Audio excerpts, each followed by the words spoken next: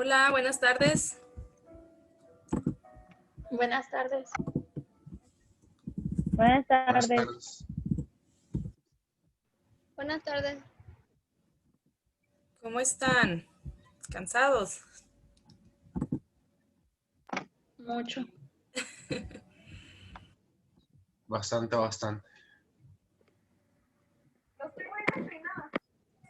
Ya falta poquito, oiga.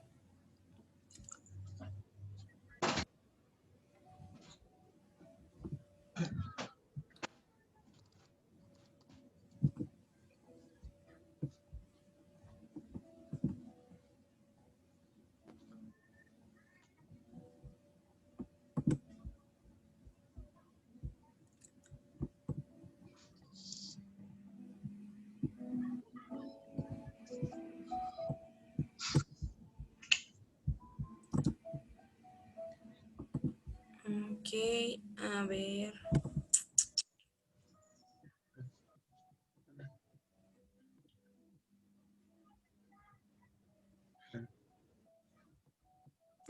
Pero, Dos ¿Dónde? minutos más para que se unan todos y empezamos, ¿ok? estás bien guapo, Vaya. Eros. Qué veo, güey. Ayudar a mi gato. A ver, ¿cómo se llama, güey? ¿De quién es ese gatito? Mío. ¿Cómo se llama? Ah, mira. Más bonito el mío. A ver,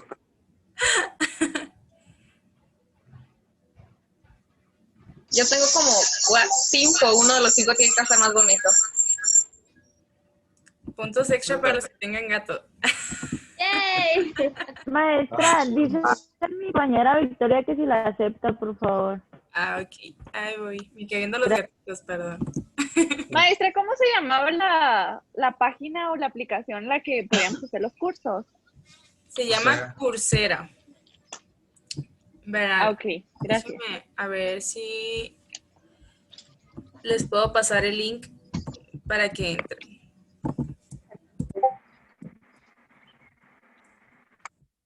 ahí está el gato, maestra. ¿Cómo se llama? Se llama Ela. Ela.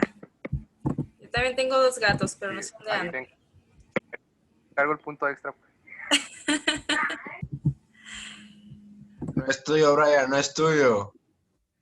No van a querer estudiar si les estoy dando puntos extras por todo. Oiga. Ahí les pasé la página de los cursos. ¿Sí les salió en el chat? Gracias. Sí. ¡Ay, qué bonito! Mareni, tu gato está muy bonito.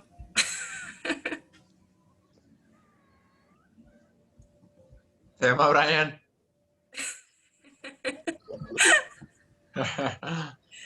Ok, muy bien. Envidioso.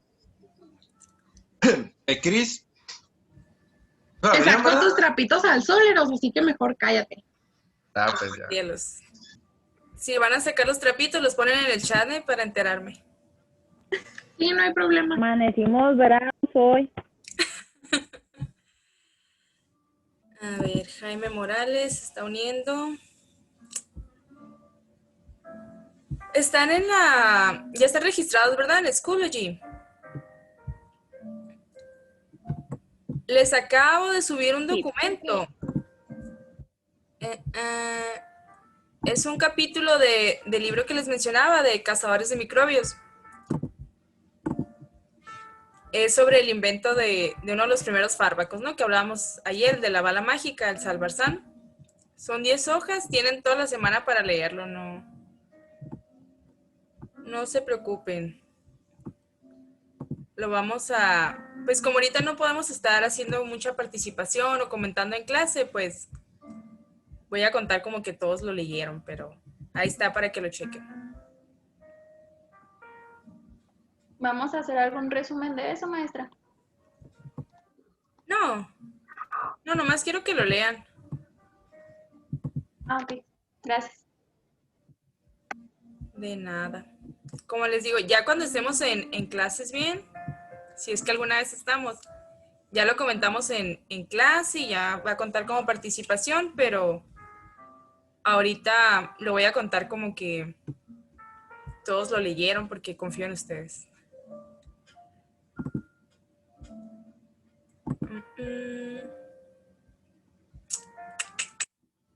Ya fueron al baño, fueron a tomar agua, ¿están listos? Ya se despejaron.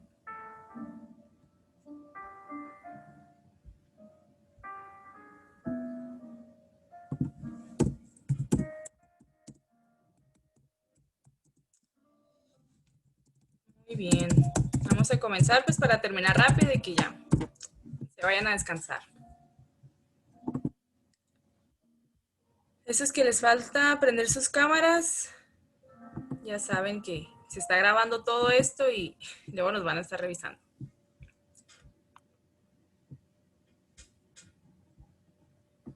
Ok, a ver, vamos a compartir la pantalla.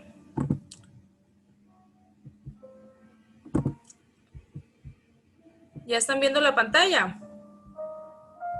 Sí. Muy bien. Ayer nos quedamos en los conceptos básicos de lo que es la farmacología, ¿no? Vamos a estar revisando varios conceptos, son un poquito pesados, pero están sencillos, ¿no? Están pesados porque son muchos, pero son conceptos que todos debemos de conocer para después ya en las demás explicaciones de la clase, pues ya sabemos de qué se está hablando.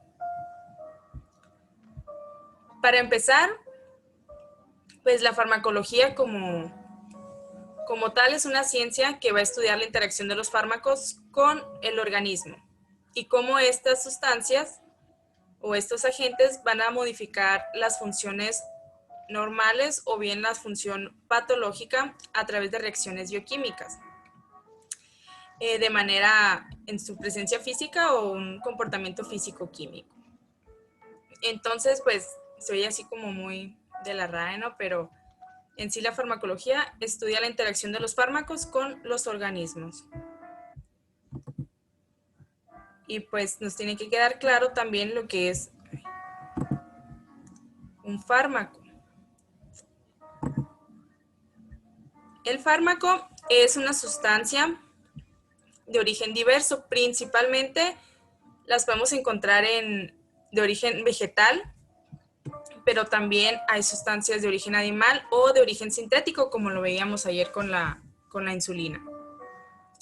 Estas sustancias van a tener la capacidad de interactuar con un organismo. Eso es básicamente así la definición de un fármaco, ¿no? Cualquier sustancia que sea capaz de interactuar con un organismo vivo.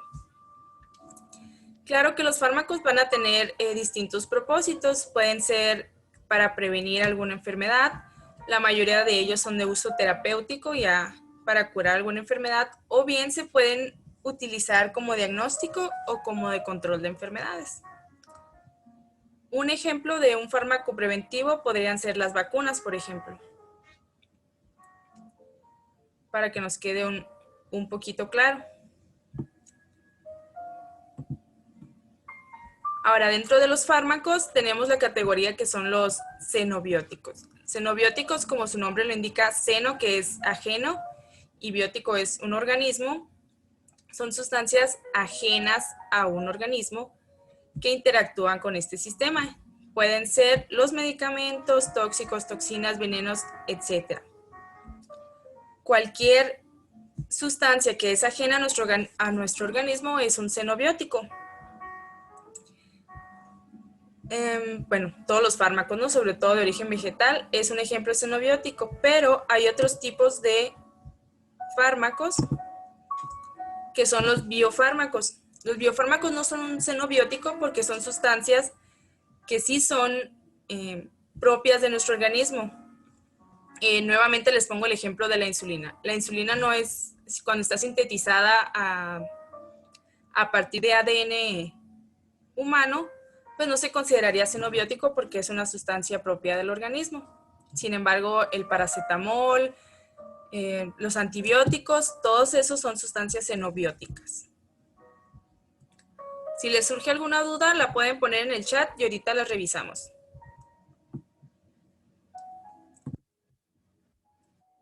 Después tenemos lo que es el concepto ya de medicamento. El medicamento ya es una sustancia medicinal con un fin terapéutico, ¿sí? Que ya es como tal la sustancia que nos va a ayudar a tratar entidades nosológicas. Entonces, un fármaco podía ser cualquier sustancia ajena, incluso un colorante. En cambio, ya el medicamento es una sustancia con fines terapéuticos o diagnósticos. Incluso veíamos ayer que la cafeína podía ser un fármaco, pero no es un medicamento. O alguna droga puede ser un fármaco porque altera el organismo, pero no es un medicamento porque no tiene un fin terapéutico. Ahora, droga es un término anglosajón que lo van a ver mucho en documentos en inglés y tiene diferentes connotaciones en español y en inglés, ¿no? En español, pues ya sabemos que cuando nos hablamos de drogas, nos referimos a sustancias que tienen un efecto adictivo y que su uso tiene restricciones legales. Sin embargo, cuando lean en textos en inglés la palabra drug, tiene la connotación de medicamento. Incluso el organismo que regula todo esto en Estados Unidos, la FDA, pues D es por drug, ¿no? Allá en inglés, drug se refiere a cualquier medicamento o fármaco. En cambio, en español, como les digo, son las sustancias de carácter adictivo con restricciones legales. Ahora, lo que les mencionaba ahorita. Los biofármacos son medicamentos que son obtenidos a partir de células, tejidos, órganos o fluidos orgánicos que se producen a través de procesos sobre todo de genética, ¿no? y tecnología recombinante. Ejemplos de estos biofármacos, como les decía, pueden ser las insulinas, los anticuerpos monoclonales o algunas terapéuticas que se utilizan para el cáncer. O incluso hay algunas entidades, algunas enfermedades donde lo que no tenemos es que nuestro cuerpo no está produciendo alguna sustancia. Y el hecho de sustituirla con algún elemento externo, eso es un biofármaco. Por ejemplo, ya sé que lo pongo mucho de ejemplo, ¿no? Pero es un ejemplo muy claro. La diabetes tipo 1, donde el páncreas no produce insulina, bueno, la terapia con insulina es considerado un biofármaco. Tenemos otro concepto que son los remedios. Como pueden ser los tés o los remedios caseros que muchas veces vemos en las cadenas de WhatsApp o en Facebook que utilizan nuestras tías. Bueno, los remedios son recursos de carácter práctico, de carácter empírico. No siempre va a ser farmacológico. ¿Por qué? Porque no están regulados. Eso no quiere decir que no tengan un efecto en el organismo o que no sirvan, sino que la diferencia entre un medicamento y un remedio es que el remedio no está dosificado, no está estudiado como tal. Entonces, su uso, por lo general, pues se utiliza, ¿no?, para mitigar o aliviar algún problema de salud. Los remedios, por lo general, han tenido su eficacia por la historia natural de la enfermedad. Por ejemplo, un resfriado común que nos va a durar una semana. Si nosotros nos tomamos el tecito al cuarto día del resfriado, cuando ya se nos está resolviendo, a lo mejor nosotros podemos adjudicar que se resolvió gracias al té, cuando en realidad pues era la historia natural de la enfermedad. Es por eso que son muy utilizados y pues la gente les tiene mucha fe, ¿no? Como decimos nosotros. Quiero aclarar que no estoy en contra del uso de los remedios y, como les digo, no quiere decir que no sirvan, sino que su uso no está regulado. Yo no puedo decir con cuánta dosis de un té de manzanilla voy a curar el dolor de estómago.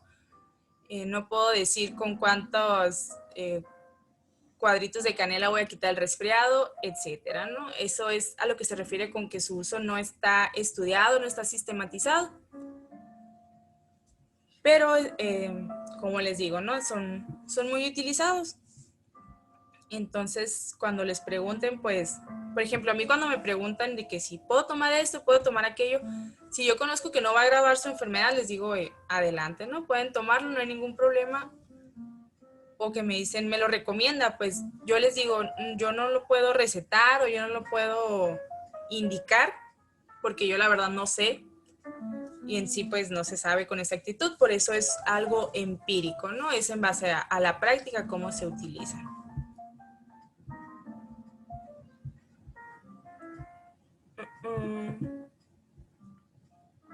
Luego tenemos otro término que son toxones. No me equivoqué, es toxones.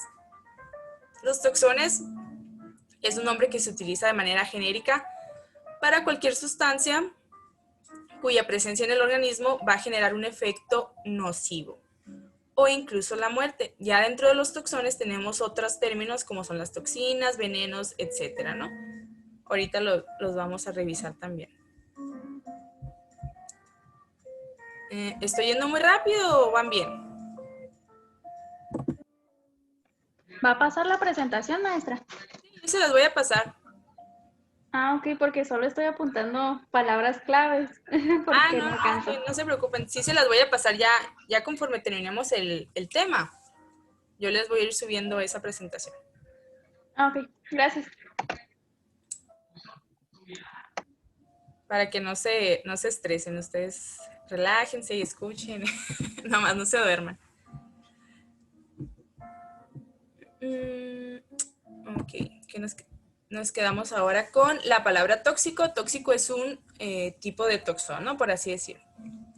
Tóxico va a ser una sustancia ya específica o bien una mezcla de varias sustancias cuya presencia en el organismo va a afectar su funcionamiento normal y va a tener efectos que van a ocasionar una lesión.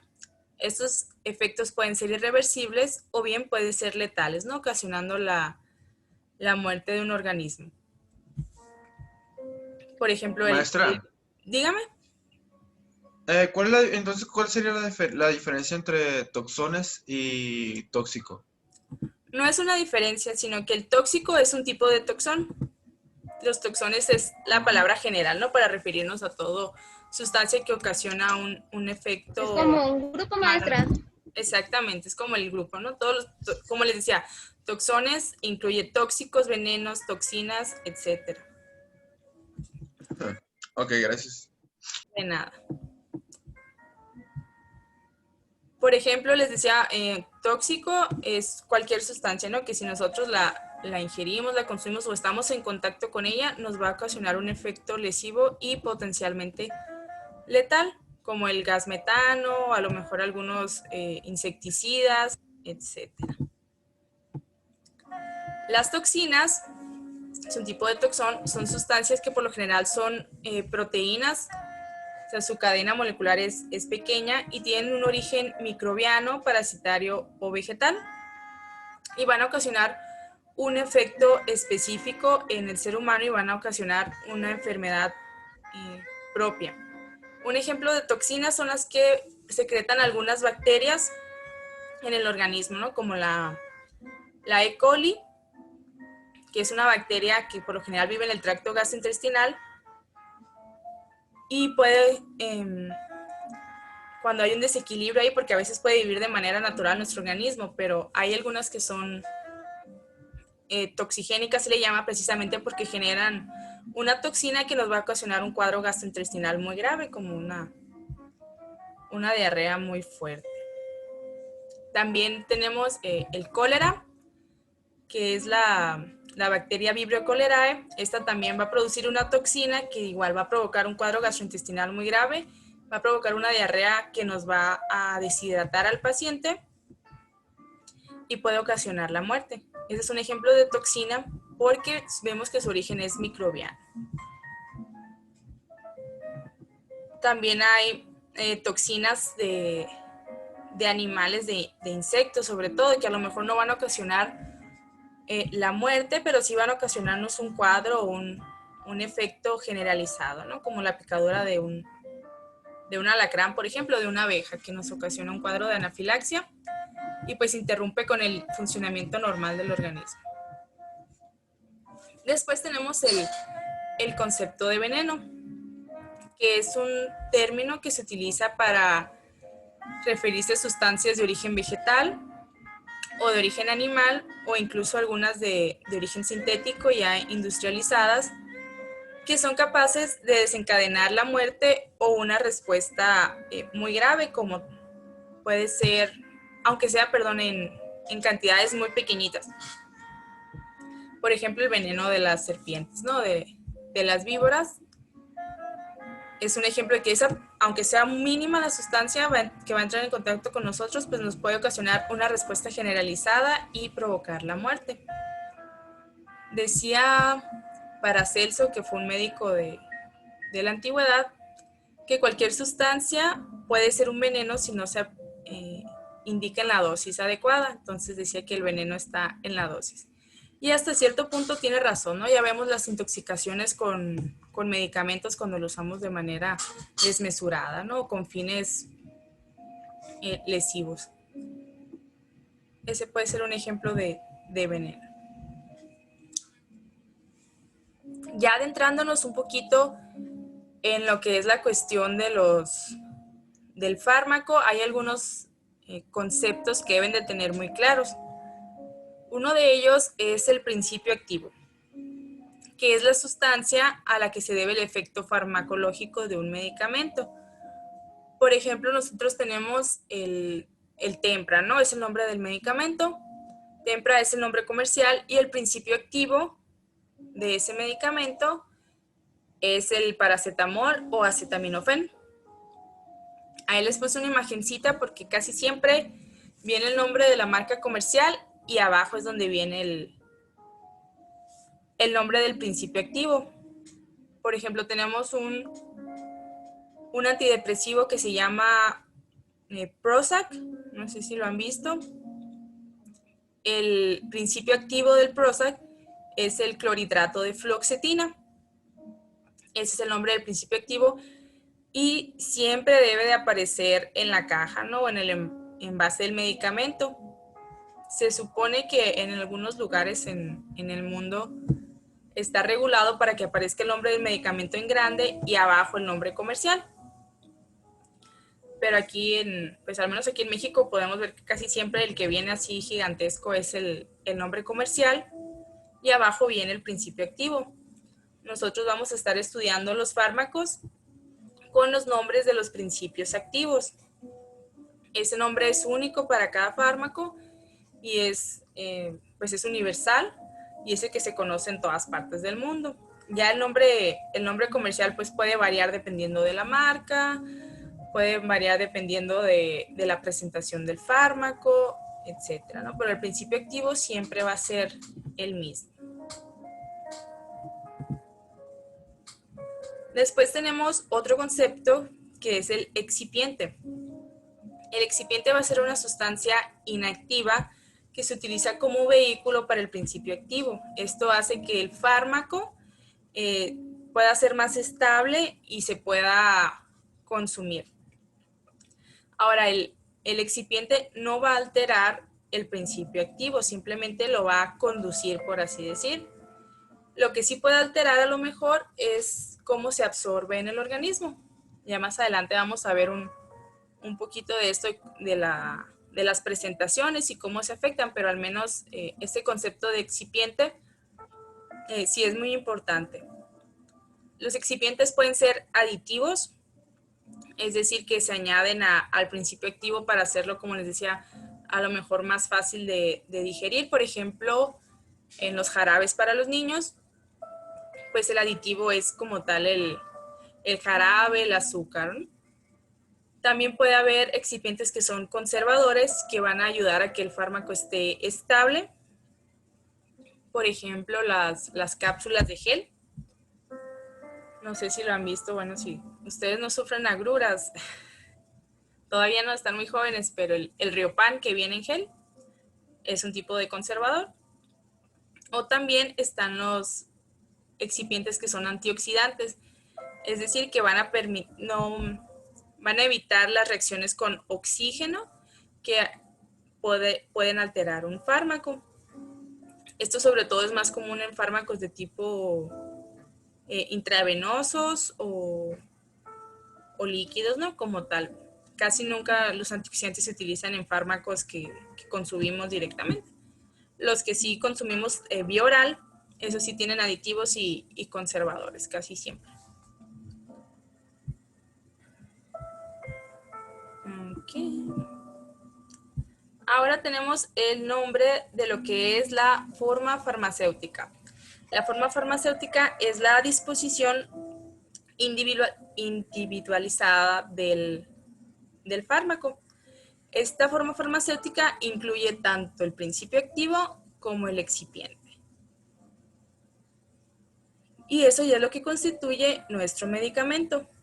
La forma farmacéutica del paracetamol, que es nuestro fármaco favorito de los doctores, pues son las tabletas, ¿no? De 500 miligramos. Esa es una forma farmacéutica. Otra forma farmacéutica puede ser el paracetamol en jarabe para niños. Esa es otra forma farmacéutica de paracetamol que en conjunto constituyen el medicamento. Ahí en la imagencita que les puse creo que queda bastante claro, ¿no? Principio activo más excipiente nos da nuestra forma farmacéutica que en total constituye un medicamento ya con fines terapéuticos.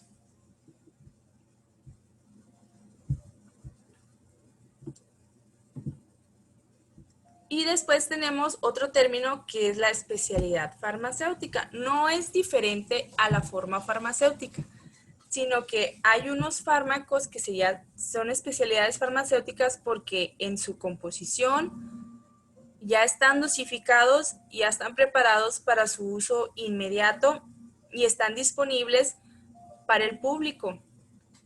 La mayoría de estos fármacos no ocupan receta y no tienen una indicación única. Nuevamente les pongo el ejemplo del paracetamol, que si ustedes van a cualquier farmacia, incluso no tiene que ser farmacia, en cualquier establecimiento, ya viene preparado el paracetamol para su consumo. Es una especialidad farmacéutica. Otra especialidad farmacéutica que ya tiene años es la aspirina, por ejemplo, que también ya viene preparada para su consumo. Hay otros fármacos que no son especialidades farmacéuticas porque tienen una indicación específica y requieren una preparación específica. Ejemplos de esto, pues son los antibióticos, por ejemplo, la ceftriaxona, que viene en un polvito y viene con su disolvente y su indicación es más específica.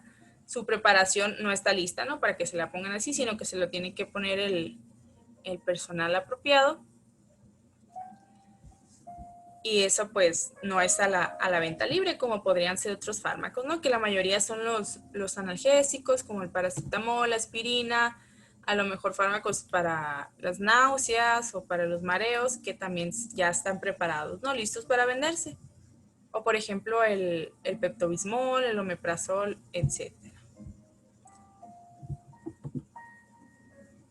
Otro concepto, ya es el último de estos conceptos, es lo que nosotros llamamos la biodisponibilidad del fármaco.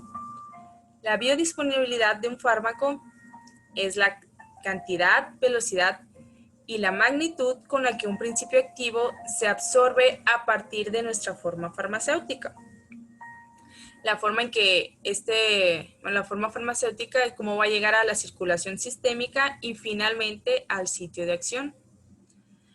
Que pues para evaluar la biodisponibilidad de los fármacos, estos evalúan parámetros que por lo general se miden en suero o en sangre, que son área bajo la curva, concentración máxima alcanzada y tiempo en que alcanza la concentración máxima. Estos conceptos pueden parecer un poquito difíciles, vamos a ahondar mucho más en ellos en otro subtema que ya es como tal la farmacodinámica y farmacocinética. Y ya los vamos a ver más a profundidad. La cuestión de la biodisponibilidad, se las pongo con un ejemplo. ejemplo, el omeprazol, ¿no? El omeprazol, para que nosotros lo tengamos, lo consumamos de forma en vía oral, y su sitio de acción diana son las células del estómago para evitar la producción de ácido clorhídrico.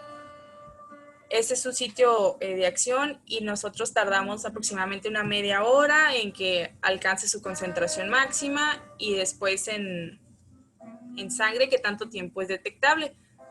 Eso es, por ejemplo, el área bajo la curva. Ya lo vamos a ir viendo con más ejemplos y con más tranquilidad en otros temas, en otros subtemas, perdón, de esta misma unidad. Pero sí es importante que ustedes conozcan, estén familiarizados un poquito con el término de lo que es biodisponibilidad, que si lo separan por la misma sílaba, es la disponibilidad del fármaco en el organismo, o sea, lo que se necesita para que ese fármaco actúe. Por ejemplo, un fármaco que no está muy biodisponible quiere decir que requiere muchas cantidades para que alcance su sitio diana en nuestro organismo. Un fármaco con gran biodisponibilidad es que con pequeñas dosis incluso va a alcanzar el órgano diana, ¿no? O su sitio de acción. Eso se refiere a la biodisponibilidad de los fármacos. Como les digo, no se estresen mucho si es un concepto así medio difícil de entender, porque si es al principio, vamos a ahondar en él más adelante. Bueno, con esto terminamos lo que son los conceptos básicos. Añadí esta diapositiva sobre la farmacología como ciencia porque nosotros vamos a estudiarla desde ese enfoque. La farmacología es una ciencia propia, sola, sin embargo, en el ámbito médico, en el ámbito clínico, pues es un gran pilar, ¿no? Casi el 50% de lo que hacemos, ¿no? Sin demeritar otras áreas, ¿no? Como son las áreas preventivas o las áreas de recuperación, pero sabemos que los fármacos pues son nuestra ayuda principal. La farmacología como ciencia va a requerir de un enfoque multidisciplinario y de muchas ciencias auxiliares, que la mayoría son del ámbito de la fisiología y la biología. Para saber cómo actúa un fármaco, para entender bien la farmacología, también tenemos que tener nuestra base de fisiología, ¿no? Para saber cómo se comporta el organismo, el proceso de manera normal y qué es lo que está alterado en una patología y cómo con el fármaco lo vamos a solucionar o a tratar de mitigar o de arreglar. Pues además, obviamente de la fisiología, también la farmacología ocupa de otras ciencias, como la genética, salud pública, incluso astronomía, geografía, ciencias que nos van a ayudar a la síntesis de nuevas sustancias farmacológicas. Y la farmacología también se divide en varias áreas, ¿no? Dependiendo del estudio de las sustancias. Por lo general, pues, como les digo, la farmacología no nomás es, voy a saber cómo usar los fármacos, sino también cómo generar nuevos fármacos, qué efectos secundarios tiene este fármaco o también cómo adaptar un fármaco para que sea más específico a un organismo. Este es un tema que, esto último que les comento es algo que está teniendo mucho desarrollo últimamente con lo que es la farmacogenética, la farmacogenómica. Como sabemos, todos los organismos son diferentes y los fármacos, si bien reaccionan de una manera general, nosotros sabemos que actúan en casi todos los organismos, también tienen algunas particularidades dependiendo de la persona. Por ejemplo, hay algunos fármacos a los que las personas son alérgicas o algunos fármacos que no le hacen mucho efecto a unas personas y a otras sí. Entonces, lo que se está buscando actualmente es hacer fármacos diseñados específicamente para las personas en base a sus características genéticas, que eso ya son cositas ya más avanzadas. A lo mejor no nos compete ahorita, pero para que sepan que eso es lo que se está desarrollando. Igual, posteriormente les voy a dejar una actividad donde van a hacer una investigación sobre los avances nuevos de farmacología, que van a tener cierta ventaja porque ahorita como está en boga todo lo que es lo de coronavirus, COVID-19, nuevos fármacos, pues hay muchos temas que podemos explorar. Y, se ve muy chiquito. La voy a hacer más grande mañana. y mañana ahondamos un poquito más en lo que es las ciencias derivadas de la farmacología. Los ensayos clínicos, que es un tema que me interesa que conozcan porque, como les digo, también es un tema relevante ahorita en la actualidad para saber cuáles son las fases que nosotros ocupamos para desarrollar un nuevo fármaco o por qué procesos tuvieron que pasar todos los fármacos que conocemos hoy en día para que ya se pudieran comercializar. Que también es un tema de actualidad. Por ejemplo, ahorita está lo de la cuestión de la vacuna para el coronavirus,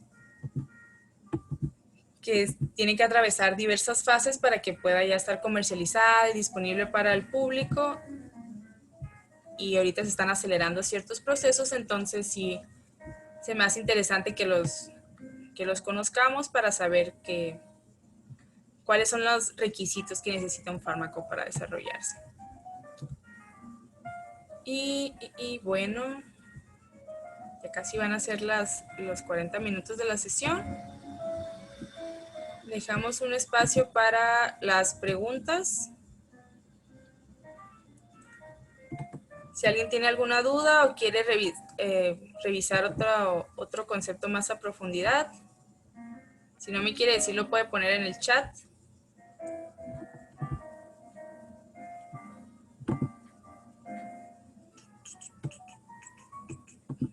Ustedes me dicen.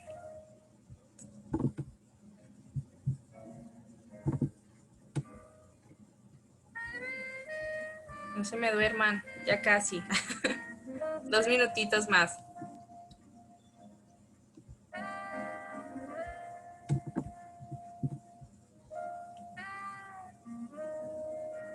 No se durmieron con la musiquita, por cierto.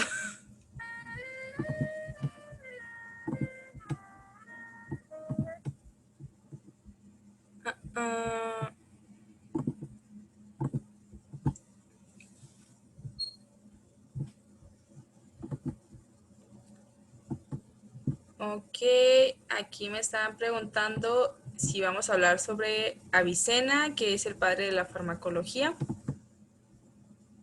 Pues no lo tenía planeado porque ya es un poquito más específico y Avicena sí es un personaje muy importante en la historia de la medicina.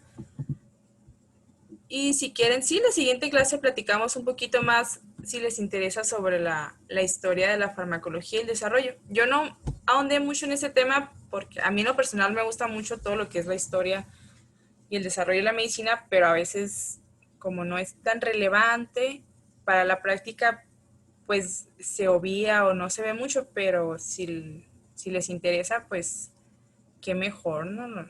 Lo podemos ver. Incluso hay una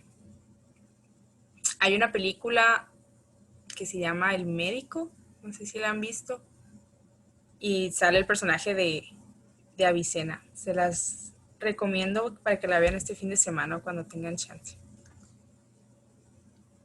Y sí, la siguiente clase ahondamos un poquito más en historia de la farmacología, que qué bueno que preguntaron y que les interesó. Y continuamos viendo ya sobre lo que es los ensayos clínicos y el desarrollo de nuevos fármacos. Y ya veo que se están durmiendo. Milka ya se está meciendo.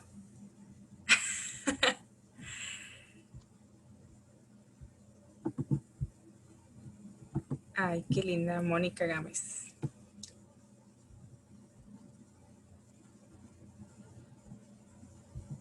Y si no tienen dudas, hasta ahorita, pues los dejo descansar. Nos vemos el viernes a las 3. Les digo que ya sé que son 3 horas los viernes y no siempre vamos a ver las 3 horas. De hecho, casi nunca. Y a lo mejor ya más adelante empezamos un poquito más tarde la clase, para que no sea justo a las 3, porque a esa hora voy saliendo del trabajo y voy a llegar barrida, pero esta semana al menos sí voy a tratar de estar puntual a las 3 y ya vemos cómo nos desarrollamos más adelante. Bueno, chicos, adiós, cuídense mucho, nos Bye. vemos el viernes. Bye. Cuiden a sus gatitos, mándenme fotos. Bye. Bye. Bye. Adiós. Ah, Bye, profa. Adiós, bonita tarde.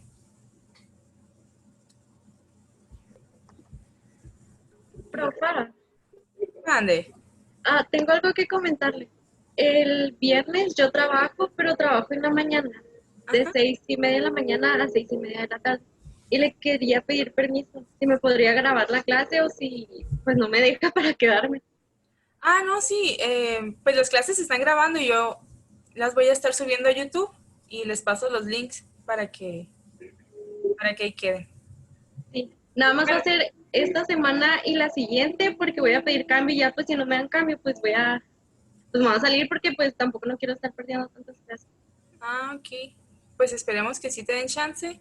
Si no, como te digo, las clases las vamos a estar grabando y las actividades yo se las voy a estar subiendo a Schoology para que no tengas que salir de la clase.